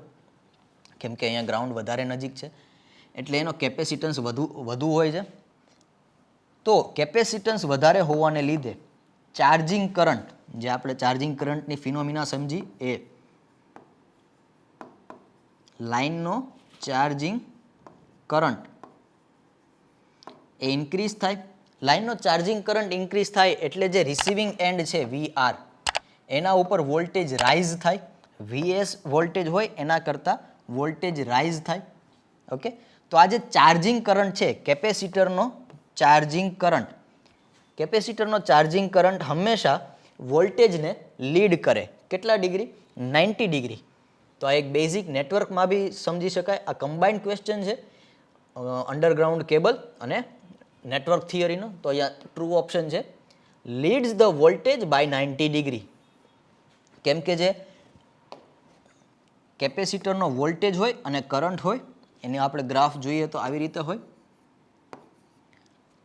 કે એનો જે ફેઝર છે એ આ વોલ્ટેજનો ફેઝર હોય, એના કરતાં કરંટનો ફેઝર 90 ડિગ્રી લીડ કરે. ઓકે, અથવા તો આવી રીતે બી બની શકે કે આ વોલ્ટેજ છે અને આ કરંટ છે, તો કરંટ 90 ડિગ્રી લીડ કરે. ઓકે, નેક્સ્ટ જોઈએ. Burden of protective relay is the power absorbed by the circuit of relay required to operate the circuit breaker developed by the relay circuit or none. તો અહીંયા જોઈએ કે જે protective relay હોય છે એ protective relay એક sensing element હોય છે કે જે કંડક્ટરમાંથી, એટલે કે જે ઓવરહેડ લાઇન છે એના કંડક્ટરમાંથી ફ્લો થતો કરંટ અથવા તો એનો જે વોલ્ટેજ હોય છે એ વોલ્ટેજને મેઝર કરે. અને જો વોલ્ટેજ કે કરંટ અથવા તો બીજી કોઈ ક્વોન્ટિટી જેમ કે ફ્રીક્વન્સી છે કે પછી પાવર છે એ જો રિક્વાયર્ડ મેક્સિમમ લિમિટની અંદર ના હોય તો પછી રિલે એને સેન્સ કરે છે અને એ રિલે સેન્સ કરીને એક સિગ્નલ સર્કિટ બ્રેકરને આપે છે અને પછી સર્કિટ બ્રેકર ઓપરેટ થાય છે. આવી રીતે સર્કિટ બ્રેકર ઓપરેટ થઈને એ ઇલેક્ટ્રિકલી પૂરી સિસ્ટમ ડિસ્કનેક્ટ થાય ફોલ્ટના સમયે. તો જે રિલે છે, એ સિગ્નલ આપવા માટે કંઈક પાવર યુઝ કરે, એને જ આપણે બર્ડન કહીએ છીએ. કે જે રિલે છે એ જે પાવર સિસ્ટમમાંથી જે થોડોક પાવર એબ્ઝોર્બ કરે છે, કે સર્કિટ ઓફ રિલે મતલબ જે રિલેની સર્કિટ છે એને ફોલ્ટ સેન્સ કર્યો, એ ફોલ્ટને એક સિગ્નલમાં કન્વર્ટ કરવા માટે જે પાવર યુઝ થાય છે એને બર્ડન ઓફ પ્રોટેક્ટિવ રિલે કહે છે. Power required to operate the circuit breaker મતલબ power required for circuit breaker એ અલગ છે. Burden of protective relay mainly જે રિલેની સર્કિટ દ્વારા પાવર એબ્ઝોર્બ થાય છે એને કહીએ છીએ બર્ડન, જેનું યુનિટ જોઈએ તો યુનિટ VIમાં હોય છે. મતલબ કે એનું બર્ડન 5 VI છે, 10 VI છે, એવી રીતે. ઓકે, નેક્સ્ટ જોઈએ. Arc in a circuit breaker is interrupted at મતલબ જે સર્કિટ બ્રેકરમાં આર્ક પ્રોડ્યુસ થાય છે, આની પહેલાં બી આપણે વાત કરીએ એમ કે જ્યારે સર્કિટ બ્રેકરના કોન્ટેક્ટને ઇલેક્ટ્રિકલી છૂટા પાડવા હોય ત્યારે મિકેનિકલી પહેલાં છૂટા પાડીએ ત્યારે એની વચ્ચે જે ડાઇઇલેક્ટ્રિક મીડિયમ હોય એ કેપેસિટન્સ રચે, મતલબ કે કેપેસિટર ફોર્મ કરે અને એ કેપેસિટન્સ અહીંયાથી આર્ક પ્રોડ્યુસ કરે. જો એને કરંટ ફ્લો કરવો હોય તો એ આર્ક પ્રોડ્યુસ કરે. આ આર્કને ક્વેન્ચ કરવી જોઈએ, પણ એવું કરીએ કે આ જે આર્ક છે એ પ્રોડ્યુસ જ ના થાય તો એનું જે મેઇન રીઝન છે, આર્ક પ્રોડ્યુસ થવાનું મેઇન રીઝન છે ઇલેક્ટ્રોન્સ. જ્યારે કરંટ આઈ ફ્લો થતો હોય ત્યારે આપણે સર્કિટ બ્રેકરને છૂટા પાડીએ તો આ આર્ક જનરેટ થવાના ચાન્સીસ રહે. પરંતુ જ્યારે કરંટ ઝીરો હોય મતલબ કે આ લાઇનમાંથી કોઈ ઇલેક્ટ્રોનનો ફ્લો થતો જ નથી, કરંટ ઝીરો હોય, અલ્ટરનેટિંગ ક્વોન્ટિટી હોય એટલે 2 વખત એક સાયકલમાં ઝીરો થાય, તો અહીંયા કોઈ કરંટ છે જ નહીં, ત્યારે આ સર્કિટ બ્રેકરના કોન્ટેક્ટને અલગ કરીએ તો અહીંયા આર્ક પ્રોડ્યુસ ના થાય, કેમ કે ફ્લો ઓફ ઇલેક્ટ્રોન છે જ નહીં. ફ્લો ઓફ ઇલેક્ટ્રોન એટલે કે કરંટ, અહીંયાથી કરંટ કે ઇલેક્ટ્રોન ફ્લો થતા જ નથી, જેથી એ પોતાની એનર્જી અહીંયા જે મીડિયમ છે એને નહીં આપે, એટલે કે આ મીડિયમમાં આર્ક પ્રોડ્યુસ નહીં થાય અથવા તો એનું બ્રેકડાઉન નહીં થાય. ઓકે, તો આનો કરેક્ટ ઓપ્શન છે zero current. We normally operate circuit breaker at zero current, તેથી આર્ક છે પ્રોડ્યુસ ના થાય. ઓકે, નેક્સ્ટ જોઈએ 79th. The minimum dielectric stress in a cable is at lead sheath, padding, armor કે પછી કંડક્ટર સરફેસ. તો dielectric સ્ટ્રેસને સમજીએ કે જ્યારે વોલ્ટેજ કોઈ કંડક્ટરમાંથી વોલ્ટેજ આપવામાં આવે કોઈ કંડક્ટરને, ત્યારે અહીંયા ઇલેક્ટ્રોસ્ટેટિક ઇફેક્ટ જનરેટ થાય, મતલબ કે અહીંયા એની સરફેસ ઉપર ઇલેક્ટ્રોસ્ટેટિક ઇફેક્ટ એટલે કે અહીંયા વોલ્ટેજ આપવાના લીધે જે ચાર્જડ પાર્ટિકલ્સ હોય એના કંડક્ટર ઉપર ઇલેક્ટ્રોસ્ટેટિક ઇફેક્ટ જનરેટ કરે. એ ઇલેક્ટ્રિક ઇફેક્ટથી જે એની કોન્ટેક્ટમાં જે કોઈ બીજું બોડી આવે તો એને અફેક્ટ કરે, જેને વોલ્ટેજ ગ્રેડિયન્ટ તરીકે આપણે યુઝ કરીએ છીએ કેબલ માટે. તો એ જે વોલ્ટેજ ગ્રેડિયન્ટ હોય છે જી, એનું ઇક્વેશન છે 1/x. આ x શું છે એ સમજીએ.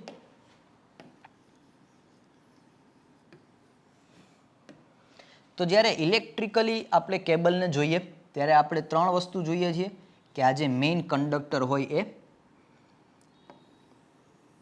એની ઉપર જે આ ઇન્સ્યુલેશન આપેલું હોય એ, અને અહીંયા જે આ ઇન્સ્યુલેશન ઉપર એક લીડ શીથ આપેલી હોય, લીડ શીથ. આ જે એરિયા છે એ આખો લીડ શીથનો એરિયા છે. ઓકે, તો આ જે એરિયા છે લીડ શીથ. કંડક્ટર જ્યારે અંડરગ્રાઉન્ડ કેબલની વાત કરીએ ત્યારે ઇલેક્ટ્રિકલી આ ત્રણ ફિનોમિના જ યુઝ થાય છે, મતલબ કે આ ત્રણ પાર્ટ જ યુઝ કરવામાં આવે છે, જેમાં સેન્ટર, આપણે જે સેન્ટર છે એને O કહી દઈએ. સેન્ટરથી ડિસ્ટન્સ, જે આ ડિસ્ટન્સ છે એને x કહી દઈએ. એ x વધે છે, અહીંયા x 0 છે, અહીંયા x મેક્સિમમ છે. ઓકે, તો આ જે x એ આ જ x છે જે વોલ્ટેજ ગ્રેડિયન્ટના ઇક્વેશનમાં યુઝ થાય છે. તો આપણે જોઈએ કે જેમ x ઇન્ક્રીઝ થાય એમ વોલ્ટેજ ગ્રેડિયન્ટ ઓછો થાય. વોલ્ટેજ ગ્રેડિયન્ટ ઓછો થાય એટલે ડાઇઇલેક્ટ્રિક સ્ટ્રેસ પણ ઘટે. તો આ જે શીથનો જે આઉટર પાર્ટ છે લીડ શીથ ઉપર, ત્યાં x મેક્સિમમ હોય સેન્ટરથી, તો એ જગ્યાએ મિનિમમ ડાઇઇલેક્ટ્રિક સ્ટ્રેસ આપણને જોવા મળે. તો એનો ઓપ્શન ટ્રુ કરેક્ટ ઓપ્શન છે લીડ શીથ, કે લીડ શીથ ઉપર અહીંયા મતલબ આ એક આખી સરફેસ ઉપર મિનિમમ ડાઇઇલેક્ટ્રિક સ્ટ્રેસ આપણને ફીલ થાય. ઓકે, નેક્સ્ટ અને લાસ્ટ જોઈએ. Last technical question. If the length of a cable is double, its capacitance becomes double, becomes 1/2, becomes 1/4, remains unchanged. તો અહીંયા જોઈએ કે અંડરગ્રાઉન્ડ કેબલ અને અર્થ વચ્ચે જે કેપેસિટન્સ ફોર્મ થાય છે આપણે એને સમજીએ. ધારો કે આ અર્થની સરફેસ છે, એમાં નીચે કેબલ બરીડ હોય છે, મતલબ કે આ માનીએ કે આ કંડક્ટર છે, જે આ જે કંડક્ટર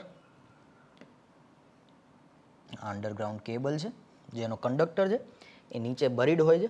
તો અહીંયા જોઈએ કે આ જે આ કંડક્ટરની સરફેસ છે એક કન્ડક્ટિંગ પ્લેટ છે.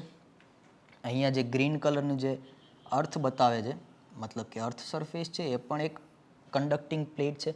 અને કંડક્ટર પછી જે ઇન્સ્યુલેટિંગ મટીરિયલ અથવા તો લીડ શીથ, આર્મર એવું બધું જે યુઝ થાય છે એને આપણે ડાઇઇલેક્ટ્રિક મીડિયમ તરીકે માનીએ.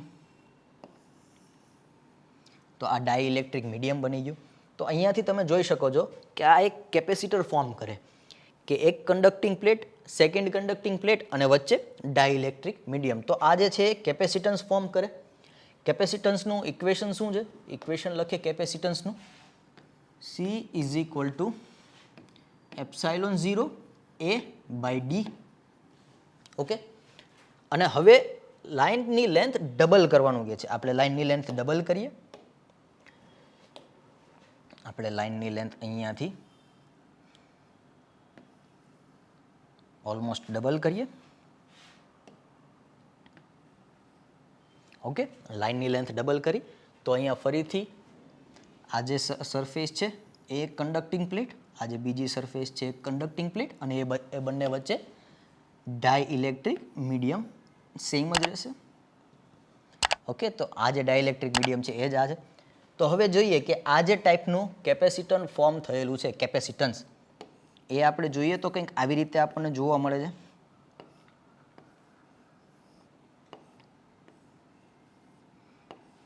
ઓકે, આ જે છે ઇન્સ્યુલેટિંગ અથવા તો ડાઇલેક્ટ્રિક મટીરિયલ.